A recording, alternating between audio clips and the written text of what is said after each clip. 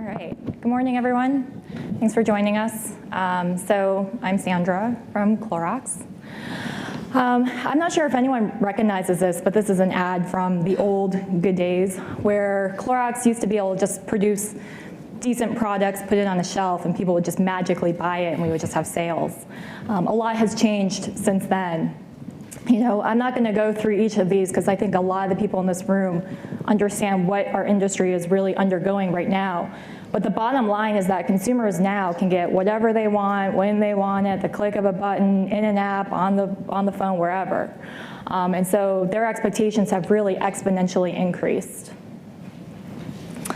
And then specific to CPG, which if you're not in CPG, you may not necessarily understand this dynamic shift. But what's happened is, you know, back in the day, again, those days where we could just produce products, put it on the shelf, and people would buy it, you know, we really consider that the manufacturer-led era. And then something happened in the industry, and the power started to shift to the retailers, where there were more specialized retailers for different types of consumers. And now today, all the power has shifted to the consumers. And so as an organization, if you're not delivering and delighting our consumers, you're going to fail. So this is our response as Clorox. So what we've done is we've begun a journey. We're trying to change the way we work. What we've traditionally done is a lot of big batch learning, big batch planning, big batch processing. And so to try to shift the organization to a place where we're much more nimble and agile is quite an undertaking, as you can imagine. So we are on a journey. We're really investing in technology, people, and evolving our processes and culture in order to accelerate growth within this new environment. And so for us, the three main vectors for us is, you know, being technology enabled. I think yesterday there was a presentation on automation. I think that was very in line. Being more personalized and dynamic and relevant to the different consumers that touch our brand.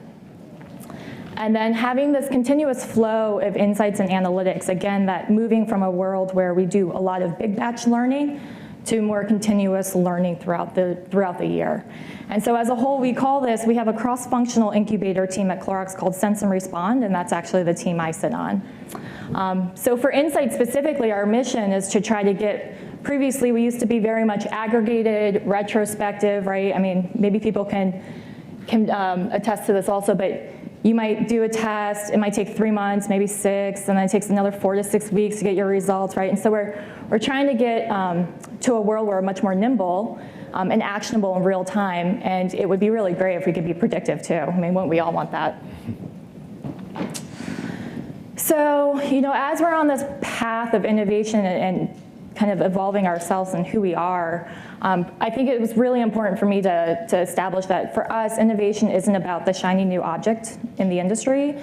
For us, it's the very real application of ideas, technology, and tools to our business. So, you know, it's great to see a lot of people at this conference, but always keeping in mind that if it doesn't drive our business at the end of the day, it's not something we're going to test. So we thought that to bring a lot of this to life, we would show a couple of different examples. And so really going to focus on three primary drivers of change. So the first one being, you know, there's this shift in a different kind of consumer centricity, and I think Frank Kelly's presentation was very much in line. We're doing a lot of work around programmatic and DMP, and it is very, very new. And the second one being is this proliferation of data.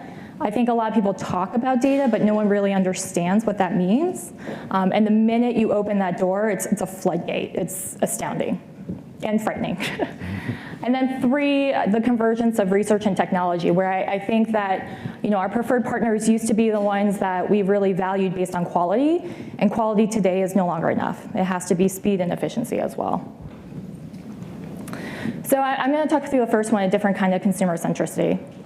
So what you're looking at here, I'm not sure if anyone's really familiar, but this is our traditional view of the consumer.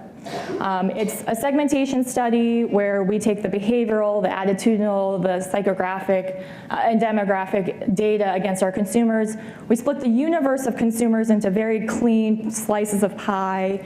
And I think that this all still holds true in this new world of marketing, because we've done a lot of external benchmarking, and what we found is that the world is moving not necessarily from, we're not going to be doing branding one-to-one, but we're executing one-to-one.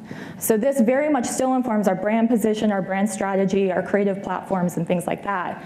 But where we're moving to in terms of execution is including what we call micro-targets, those targets that might not necessarily neatly fit into any one of these buckets. And we actually did a test for one of our pilot brands where we did non-targeted media. And it was adults 25 to 54, and we wanted to see who responded best to our message just naturally. And what we found was, it was basically this consumer here who's kind of like the experiential traveler. But it also included the person who's very much a foodie and takes their Saturdays to walk around the food market and try to select the best ingredients for their meals. So all in all, right, we really think about our consumer in a different way where we're building them from the ground up, and it's no longer this, let's divide the universe into 6 even slices. And so we've been doing a lot of work around this. The brands are really hungry for this. We think that there's a lot of potential for growth in terms of micro-targeting. And so we've been implementing a lot of different tests. And our analytics group helps us to determine whether or not a test, we do test control, whether or not a test worked or did not work. But we've still, for a while, did not have the whys behind test performance, and that's been a big outage for us. And so I'll actually hand it over to Chris. Great.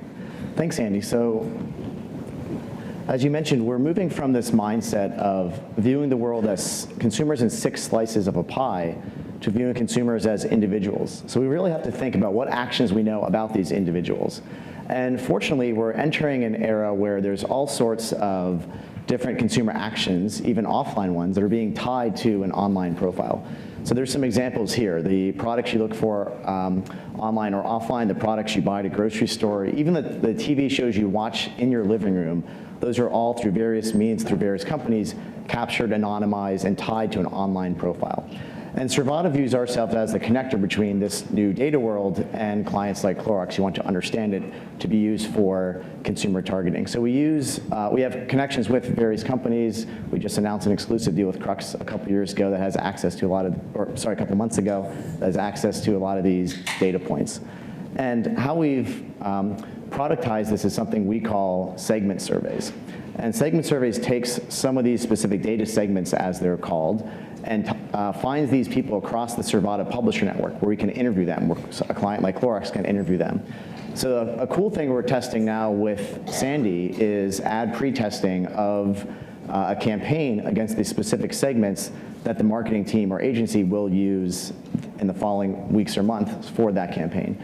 So for example, if there was, in the old days, you'd have to have a typing tool with consumer segmentation, and as Sandy's called it, it's this loss in translation from that segmentation to what the media team actually buys. Now the research can actually start with the exact same segments that the media team is actually buying. So research and ad buying are finally on the same page. And there's some other cool applications. We can, as I mentioned, survey people based on offline grocery data. And to tie back to something I think the previous speaker mentioned, there's a lot of these segments where your advertising department really doesn't know much about them. So you can actually be a hero to your ad buying department and finally do research in these segments to validate them in what we call segment validation. So we're excited to continuously work with Clorox to find new applications of segment surveys and always be experimenting and looking for new sources of innovation. Thanks. So just a quick call to action. I think that one thing I want to highlight that we didn't just jump into this. This has been very much a process. I think it actually, one of the first tidbits that I unearthed through a data management platform pilot that we had was this idea. Brita typically goes after the person that's really healthy and likes to stay active and run and do yoga. But one of the things I found through the DMP was that it's people who go to fast food restaurants that are using Brita because they're offsetting their calorie intake with water. And that kind of just like, oh, wow, okay, so maybe there is something here. So just strongly encourage you guys, right? Just don't be confined to a box, think outside the box.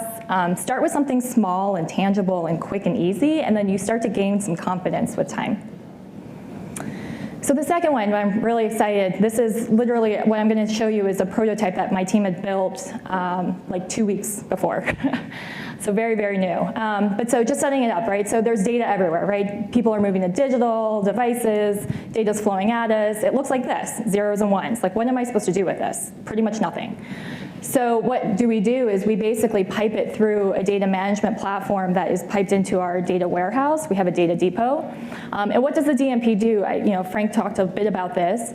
It's really a thing that kind of merges disparate data sources and unifies it such that you can trace a user from one data source to the next. So I can say someone who was served an impression, these are their third-party data attributes based on third-party data exchanges.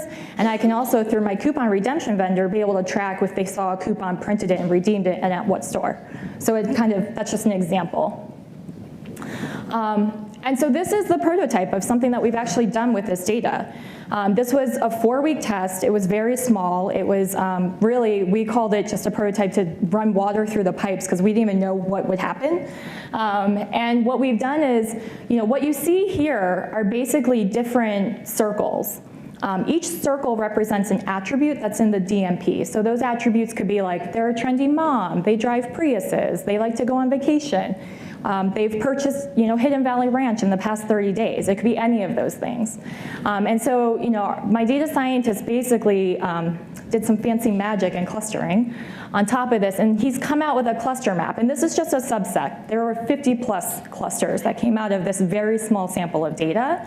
And so we're just zooming in, because what I'd like to highlight is that if you look on the left towards like the regular shoppers and the junk eaters, what you start to see within each of those circles is things like they buy Oreos, they buy Fritos, they buy Spam, they buy on the inside of the grocery store perimeter. So you can start to understand and dimensionalize who these consumers are, because it's basically associating the relationship between these different attributes amongst the consumers. And then as you move towards the right, if you see the purple bridge in between the two sides is the Weight Watchers group. And they're basically the people who also buy Oreos and Spam, but they're also buying Greek yogurt, granola bars, things that are a little bit healthier. So the people who have mixed baskets. And then once you move to the right, you start to see some really different people in terms of people who are healthy living, outdoor enthusiasts, sports lovers, et cetera.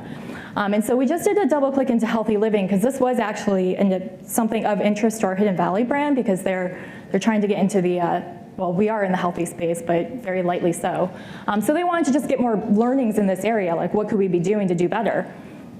So with this healthy living segment, what we found was, okay, no big surprise. They purchase organic products, vitamin supplements, they do yoga, they like to run, sounds like Berta, whatever.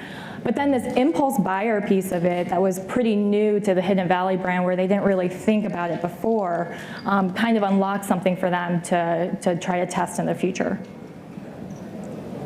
So the call to action in this area, because data can be a very messy space. So my biggest recommendation is to just find a partner in this. You probably can't do it alone. So there were a lot of people who were collaborative, who had a part in this. We worked with our IT department as well as our data management platform partner. Obviously had my data scientist and whatnot. But there are also, I think, more and more external suppliers in this space who are rising up. So try to find someone who's really smart about data and do a small test. And then the last piece is just innovation market research, and it's just a testament to just how much change is happening in the industry and how important it is to stay on top of the latest and greatest. And it's with great partners and great suppliers that you can kind of keep a pulse on what's happening in the market, and it's always nice to get kind of a broad range and understanding. And so I'll just hand it over to Chris to talk about what else is happening. Thanks again, Sandy. So yes, when we think about innovation with clients like Clorox, we use this framework of how can we innovate around other people's data, and how can we innovate around the data that we have. So the way we think about that for other people's data is what I already talked about in the segment surveys. And the way we think about it around your data is you have all sorts of interesting data points around what your consumers do online on your site, what they buy in your stores, when they see your ads, what they do on your social networks. So how can we tap into that to have new types of insights? And when we talk about your data, what's called first-party data in that industry's parlance, that's the product that we call retargeted surveys. And most of you are probably familiar with retargeted ads, where you view a product online and then the day later or the week later, or an hour later, you see an ad for that product because your browser was pixeled as having seen that product. So we built that technology for research, so a client like Clorox can pixel online property and then find those visitors in the days and weeks that follow across the Serviata publisher network to interview them. And it can be more than just that. Some clients don't have a lot of web traffic, so they can do an email hash. If you have a big email list, you can give us an encrypted hash of that. We can map those to online profiles and find those people across our publisher network. Or as Sandy talked a lot about, sophisticated clients these days have a lot of data in their DMP, their data management platform. And we can integrate with the DMP. We integrate with a few of them now and adding integrations every quarter. So we can take a segment from the DMP of a client. They can push us that just at the click of a button in the DMP, and we can find that audience across our publisher network. So the point is that you should be talking to your audience, your visitors, your customers, your prospects, without having to any change to your site experience or without even having to send them an email. You can just do it through this new technology. So again, we're excited to kind of always be brainstorming with Clorox of how we can tap into first-party data, the data they have, to interview their people, their audience, and get new insights from them. So, just call to action, stay curious, keep learning and growing. And then just some parting words. So, I talked a lot about this, but we've done a lot of work, but it's been a couple years into the journey. It's taken a lot of people, commitment, passion. It's taken support from the organization and from our leadership team. And I'd say that, as you're embarking on this within your own organization or with your own team, expect a lot of ups and downs. It's going to be a bit tumultuous, but it's a very predictable journey. And at some point, you will reach some level of productivity and happiness. So the light is at the end of the tunnel. And that's it.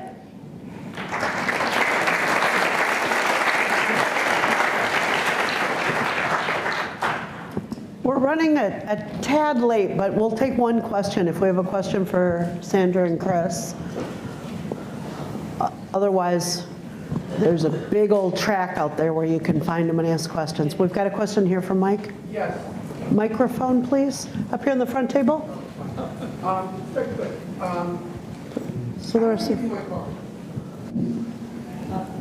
So, me? We're talking about data integration using. Can you please hand him the microphone so everyone can hear? Thank you. Just quickly, in terms of data integration, you spoke about using data sources. I'll make this very quick. Using data sources and targeting. So my question is this: in the era of extremely large databases and social network and big data. I don't like to use that term, but it's true. How do you sort of dig down and target the people? How do you pull them out? You want to take that? Like, how do you make sense of the big data? Well, yeah, you have a huge database. Yeah. How do you know you're not doing survey data? So how do you know how to pull them out? Yeah, so the prototype that we built around the clustering is we actually had pulled in sales data as well. And so we were able to prioritize the different clusters based on conversion rate in terms of sales and then net dollar sales per household. Yeah, it's a good question. Great. Thank you very much, Thank you. Chris. Thank you.